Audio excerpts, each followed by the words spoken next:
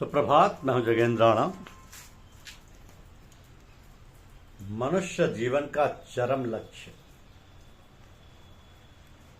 मनुष्य जीवन का चरम लक्ष्य, यह हमारी आज की आध्यात्मिक चर्चा का विषय है। परम पिता परमेश्वर सर्वशक्तिमान, सर्वज्ञ, सर्वव्यापक, दयालु, कृपालु, दीनबंधु, दीनानाथ, प्रेम स्वरूप और आनंद स्वरूप सर्वगुण संपन्न है। ये सब ठीक है, किंतु क्या हम सबको इसका पूर्ण विश्वास है? ऐसा विश्वास जैसा कि हमको अग्नि पर है, जिस विश्वास के कारण हम अग्नि में हाथ नहीं डाल सकते कि जल जाएंगे, इसी प्रकार हमको यदि ईश्वर पर विश्वास हो जाए तो फिर हमें किस बात की कमी और किस बात का भय और डर।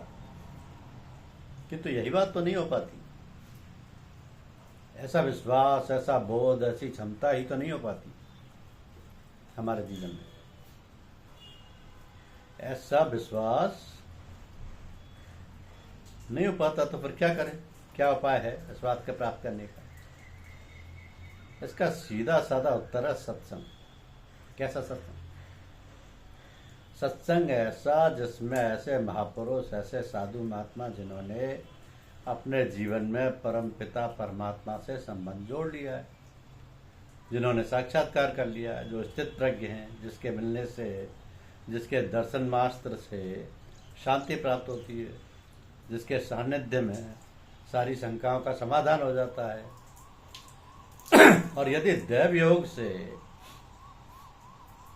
परम पिता परमात्मा की दया कृपा से ऐसा महापुरुष मिल जाए, ऐसा सत्संग प्राप्त हो जाए, तो फिर अपने आप को समर्पित कर दो उनके आचार, उनके चरणों में, और जैसा वो बतलाए उसी प्रकार अपना रहन सहन, अपना आचार विचार व व्यवहार बना लो तथा प्राणपण से लग जाओ।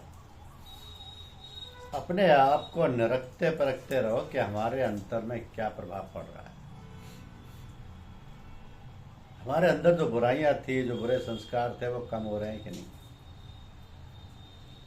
ये काम सब कार्यकलापों से निपटकर जब सोने लगे हैं तब आत्मनिरीक्षण करें।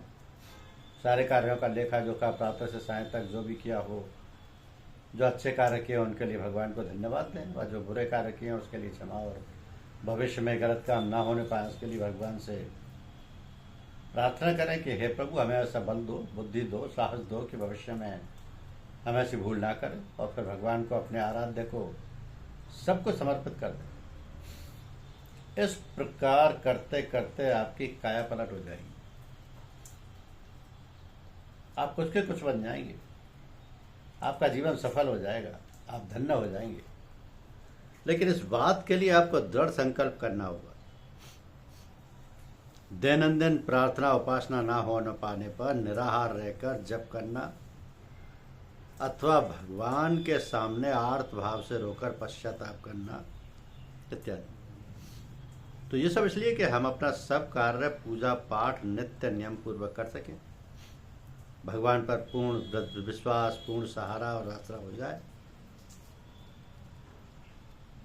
तो संकल्प की दृढ़ता और नियमबद्धता ही इसमें विशेष रूप से सहायक होती है। कहते हैं कि करत करत अभ्यास के जड़ मत हो तो सुजान, रसरी आवत जात पे सिल पर परत निशान। तो इन सब बातों को सरल और सुगम रीति से पाने के लिए सत्संगी मुख्य रूप से सहायक है। जीता जाता सत्संग यदि दुर्लभ ना हो तो आप धार्मिक पुस्तकें पढ़कर, भगवत भक्तों के जीवन चरित्र पढ़कर भी लाभ प्राप्त कर सकते हैं। इसके लिए भी भगवान से प्रार्थना करनी चाहिए, तो सब कुछ हो जाता है। प्रीति और प्रतीति होने लगती है। उत्तिष्ठतः जागृत प्राप्त वरान्य बोधत। उत्तिष्ठतः जागृत प्राप्त वरान्य बोधत। जहाँ ज्ञान का प्रकाश होता है वहाँ ज्ञान नहीं रहता, और जहाँ ज्ञान रहता है वहाँ ज्ञान नहीं होता। जहाँ काम बलवान है वहाँ प्रेम नहीं, जहाँ प्रेम बलवान है वहाँ काम नहीं रहता। तो मनुष्य के अपने विचार ही उसे अवनति या उन्नति के पथ पर ले जाते हैं। तो आवश्यक है कि हम अपने विचारों को शुद्ध और पवित्र रखें। इसके लिए हमें क्या करना चाहिए? सबसे पहली बात तो यह है कि हमें यह बोध, ये ज्ञान होना चाहिए कि हमारा कर्तव्य क्या है। कर्तव्य भी कई प्रकार के होते हैं। एक तो यह कि मानव जीवन का लक्ष्य क्या है, ये तो सबसे अहम बात है। दूसरे ये कि हमारा अपने परिवारजनों से, माता पिता भाई बंधुओं से व्यवहार कैसा होना चाहिए, अपने पड़ोसियों से कैसा बर्ताव होना चाहिए, तथा समाज, देश, फिर सारे विश्व के प्रति हमारा कर्तव्य क्या हो। ये सब बातें एक साथ सोचना, समझना और फिर निर्णय लेना बहुत ही जटिल व उलझन में डालने वाली हैं। इसके लिए बड़ा सरल उपाय है नित्य रामायण पढ़ना, क्योंकि रामायण में श्री राम जी ने यही दिखाया है कि हमारा किसके प्रति क्या कर्तव्य है। हमारे परम पूज्य लाला जी महाराज ने लिखा है कि सब लोगों को चाहिए कि अपने बाल बच्चों को धार्मिक शिक्षाएं दिलाएं व धार्मिक ग्रंथ जरूर पढ़ाएं। लेकिन जब हम स्वयं ही धार्मिक ग्रंथ नहीं पढ़ते हैं तो लड़के बच्चों को क्या पढ़ाएंगे। इसके लिए एक और सरल उपाय है भगवत आराधना, पूजा पाठ करना, भगवान के किसी नाम का निरंतर जप करते रहना। ये विचार हरदम बना रहे कि हम जो कुछ कार्य करें भगवान का कार्य समझकर करें, भगवान के लिए करें, तो फिर हमारा हर काम पूजा हो जाएगा।